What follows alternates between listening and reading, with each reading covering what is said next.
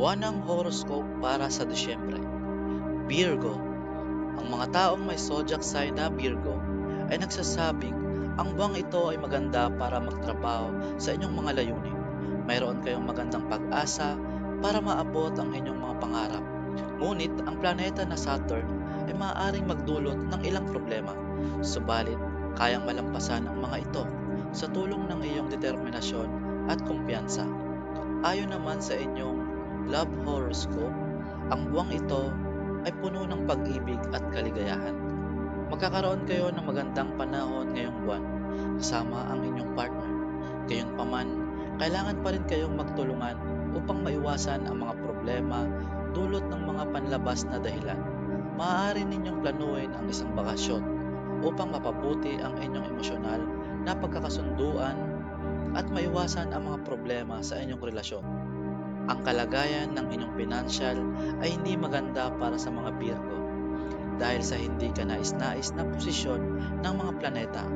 Kailangan kayong maging maingat sa mga riskadong investment dahil maaaring magdulot ito ng malalang kahinatnan.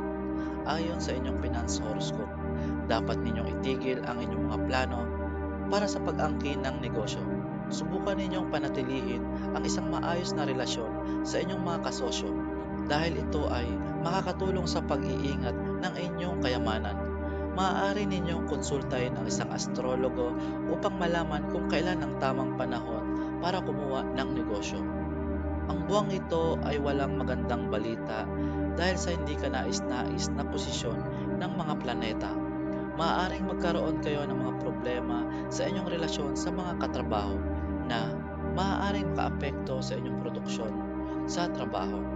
Ayon sa inyong career horoscope, kung plano ninyong magpalit ng trabaho dahil sa depresyon, dapat kayong mag-isip ng mabuti bago gumawa ng anumang hakbang.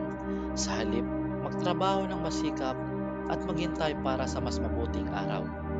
Sa wakas, ang health horoscope ay nagsasabing may magandang mga bagay sa inyong kalusugan ng katawan.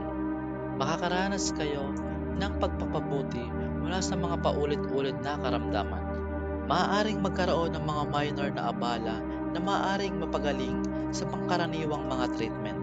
Ang inyong kalusugan sa isipan ay maaaring makakuha ng stress mula sa trabaho. Upang malampasan ito, dapat ninyong subukan ang mga pagre-relax na gawain. Tip para sa Disyembre: maging maingat tungkol sa inyong tagumpay upang maiwasan ang abala sa hinaharap.